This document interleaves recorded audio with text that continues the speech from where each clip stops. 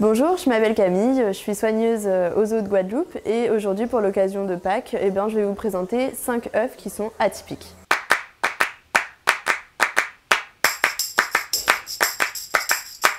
Je vais tout d'abord commencer par vous parler de l'œuf de colibri. Le colibri qui est une espèce qu'on retrouve très fréquemment ici. Et là on va parler de l'œuf du colibri madère. Donc l'œuf du colibri qui est très petit, il fait 1 cm et il faut savoir que le colibri va les pondre par 2 dans un nid qui va être très petit, qui va être quasiment de la taille d'une pièce. Et les œufs seront couvés par la femelle. Donc ici on a fait une petite reproduction d'un nid de colibri, voilà, c'est fait main, pour vous donner un petit peu une idée de la taille de l'œuf et de son nid par rapport à l'oiseau. Le deuxième œuf que je voulais vous présenter, c'est un œuf de reptile cette fois et non pas un œuf d'oiseau, c'est l'œuf du caïman gris. C'est un animal qu'on a ici au zoo et il fait à peu près 2 m à 2,30 m. C'est un animal qui va faire environ 10 à 15 œufs et chez les reptiles, notamment chez tous les alligators, crocodiles, etc., on va avoir des œufs qui vont être assez allongés finalement et très blancs avec une coquille qui va se faire un petit peu quand l'œuf va sortir finalement et ça va durcir avec le soleil. La particularité des alligators, des caïmans, etc., ils vont souvent faire un nid sur un tas de boue, un nid de feuilles et de végétaux que la femelle va protéger tout au long de l'incubation des œufs et ensuite elle va élever les petits pour leur apprendre à se débrouiller dans le milieu naturel.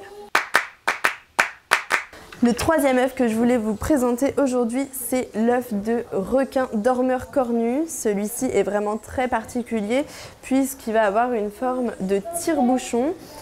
Finalement, voilà, c'est un requin, c'est la seule espèce de requin qui va faire des œufs de cette forme-là. Sinon, les autres vont avoir des œufs qui vont être un petit peu plus représentatifs comme celui-ci qui peut aussi être un œuf de raie. Je vais d'ailleurs continuer à vous présenter l'œuf de raie. Donc ici j'ai choisi la raie brunette. Il faut savoir que chez les poissons, donc les raies, les requins également, il va y avoir 2 cas, soit ils sont ovipares, soit ils sont ovovivipares et donc les œufs vont entre guillemets éclore à l'intérieur du ventre de la femelle et ensuite les petits seront expulsés et le reste de l'œuf aussi. Là c'est directement donc un œuf de raie qui a été représenté pour la raie brunette qui est ovipare et elle va le pondre soit sur le sable ou sur la vase et des petits filaments vont être de chaque côté permettant à l'œuf finalement s'il part dans le courant de s'accrocher avec donc des algues pour essayer de se maintenir au maximum. Et le dernier œuf que je voulais vous présenter, c'est mon animal préféré chez les oiseaux, c'est l'œuf de tinamou élégant. Le tinamou a 3 variantes de couleurs au niveau de ses œufs. Il peut faire soit des œufs verts, des œufs violets ou des œufs qui vont être bleus. Et ici, c'est un animal qui va être aussi dans sa gestion des œufs assez étrange puisque la femelle pond dans un nid qu'elle aura fabriqué et ensuite elle abandonne complètement ses œufs. C'est alors le mâle qui va prendre le relais, qui va venir couver les œufs et ensuite élever les petits. Pour la petite anecdote, c'est celui-ci mon préféré.